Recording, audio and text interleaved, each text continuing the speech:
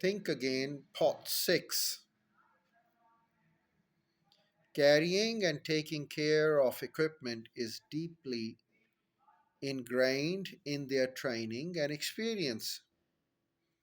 It wasn't until Dodge gave his order that most of the smoke jumpers set down their tools, and even then, one firefighter hung on to his shovel until a colleague took it out of his hands. If the crew had abandoned their tools sooner, would it have been enough to save them? We'll never know for certain. But Man Gulch wasn't an isolated incident. Between 1990 and 1995 alone, a total of 23 wildland firefighters perished trying to outrace fires uphill, even though dropping their heavy equipment could have made the difference between life and death.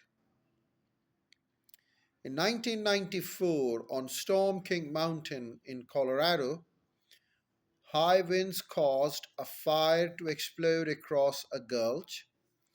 Running uphill on a rocky ground with safety view, just 200 feet away, 14 smoke jumpers and a wildland firefighters, 4 women, 10 men, lost their lives. Later, investigators calculated that without their tools and backpacks, the crew could have moved 15 to 20% faster. Most would have lived had they simply dropped their gear and run for the safety.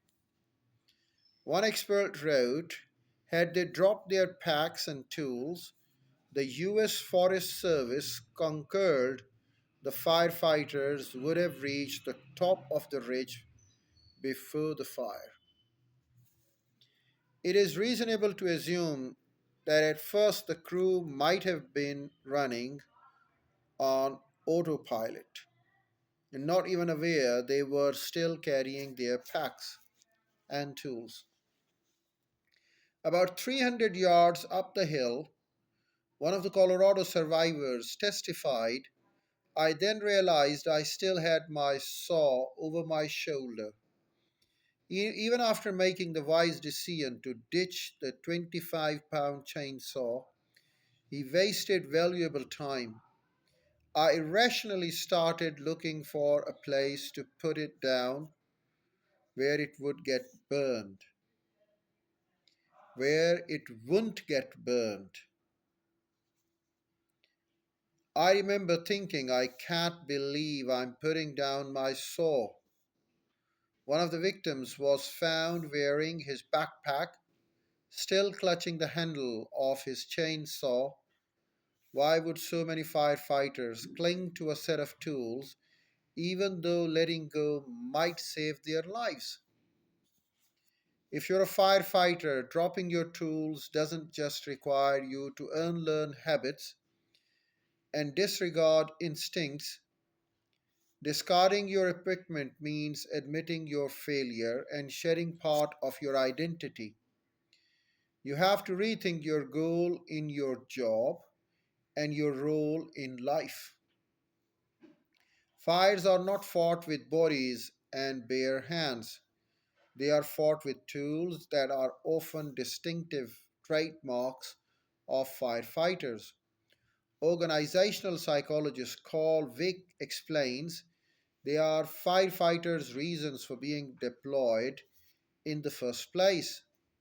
Dropping one's tools creates an existential crisis. Without my tools, who am I? Wildland fires are relatively rare.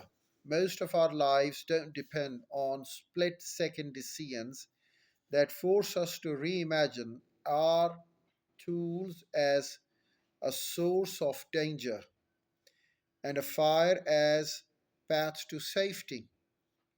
Yet the challenge of rethinking assumptions is surprisingly common, maybe even common to all humans. And that's how we continue with the same one.